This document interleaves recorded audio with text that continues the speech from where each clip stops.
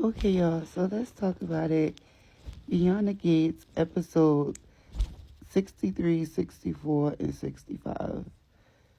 So Danny finally comes out clean to her best friend and lets her best friend knows that she's been sleeping with Andre.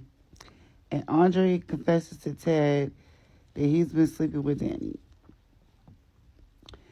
So I cannot wait until Danny and Andre come out with this whole thing. But Danny and Andre was talking, and Danny was basically saying how she wasn't ready. You know, she's still trying to get over Bill and everything like that. And Danny is picking up that Andre is liking somebody else who was Ashley, who he's not really saying. Okay, so then we finds out that Haley is supposed to be pregnant. Now, Danny pops up over there to their house or whatever, telling her that she ain't pregnant, this and that and the third, blase, blase. Demanding proof, telling her that she lying. Haley pops up over Danny's house with a pregnancy test. Like, oh, you said I was lying? Okay, well, here's the proof right here. Danny was like, you could have got that pregnancy test from anybody. Like, how about I go get you a pregnancy test right now and you pee on the stick in front of me? Like, that's the only way I'm going to believe it. I'm like, Danny, seriously, it's not that fucking serious. But Danny just want to have her memories that she has with Bill because currently she is the only one that has children by Bill. She's the only one who went through the experience of pregnancy with Bill. So she just want to cherish those memories as her own and not have to share them with Haley. But Haley and Bill is married, so what you think, they ain't popping up no babies nowhere? Naomi finds out that Haley is pregnant because Bill calls Haley over to the office to have a meeting. Haley is there. They announce the pregnancy. Doing it, oh, Naomi is like, oh, a baby brother. Like, we wanted when we was kids. Like, we grown now. Like, that child is going to be generations younger than me. Like, what the hell? So, Bill,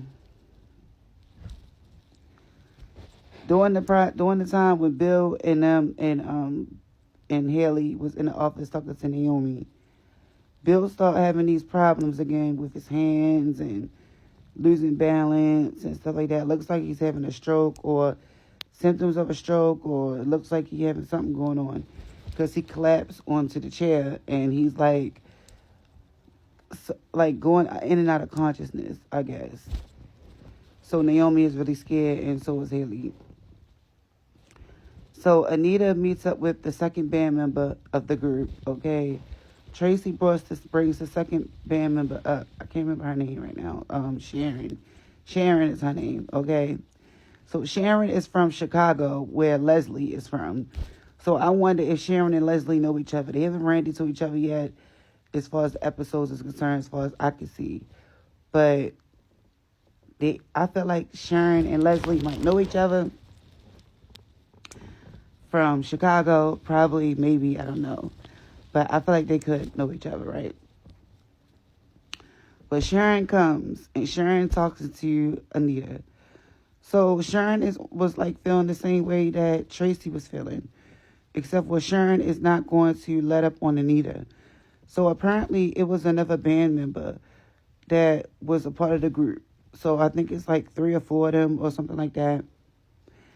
And Dante, who was the manager of the group, he came along and he basically told Anita that he wanted her and the group members, but she didn't want the other group member or whatever, who was one of the other girls who had helped Anita start the group or whatever. So because Dante didn't want that girl, Anita and the other girls, the articulates, they basically moved on without the other girl or whatever. But apparently the girl had, offed herself or whatever, and she wrote Anita a letter about the whole situation. Anita still keeps this letter. She's still haunted by it. It still hurts her. So that's kind of like the secret, I guess, that Sharon was talking about. Like, oh, well, if you don't tell Vernon, I will. Or I'll out you and tell everybody what you did to us and to the group because you decided to choose fame over the group and stuff like that. So one of the persons had off themselves or whatever the case may be and wrote Anita a letter, and Anita has been feeling guilty about it all this time. So not only is Anita feeling guilty about that, all the other band members is also telling, so I think it was like 4 of them, but I don't know what the other lady name is yet. But the other 2 was like guilt tripping Anita and basically saying like it's her fault that what happened to the group and this and that and third and blah, blah, blah. How she stepped on the group and turned her back on the group for Dante and stuff like that. Now, what else happened in these episodes? Oh, so now they found a biker jacket with receipts, with coffee receipts, and putting whoever was wearing the jacket to the scene of the crime for what happened with Laura. So they found out that it was Leslie's jacket that got put in a donation box at church. Okay, Leslie dumped the jacket at church, but she ain't never checked the pockets. So inside the pockets, she had receipts to the coffee shop that she went to right after the accident. It was I guess somewhere where she parked her car or something during the accident or whatever, and it was like another receipt and then the jacket. So they ran ballistics on the jacket and stuff, and they basically was saying like, the jacket is the jacket that was used in the scene of the crime or whatever. But tell me why Eva, went inside of Leslie's house and took the book bag with the helmet and the gloves that Leslie was wearing on the day that she rode Laura off the road. And Eva had took the backpack to her house. So Leslie was looking for the backpack, and she was like, oh, Eva must have took it. So she went to go tell Eva, like, what happened to the stuff that you took out of my closet?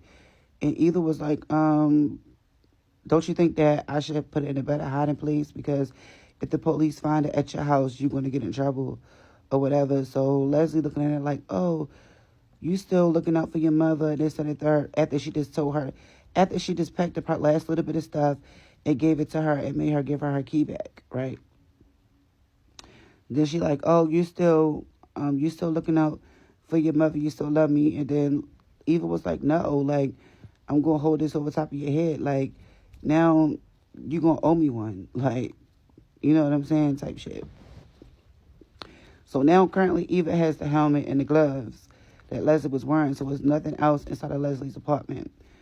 Okay, but Kat is not letting up on fucking Leslie at all. You know what I'm saying? Everybody already knows or has, like, this is putting the clues together that it's Leslie.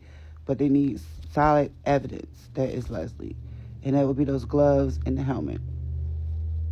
Which isn't even in Leslie's possession anymore. It's over at Eva's apartment. So, what else happened other than that? Yeah, that was pretty much all the big drama that pretty much took place in these 3 episodes. So, yeah, let's talk about it. Oh, and Martin made up with his father, Ted, okay? He got filled in with what's going on with Crazy Leslie and everything else. So, yeah, that's pretty much what's going on. Let's talk about it.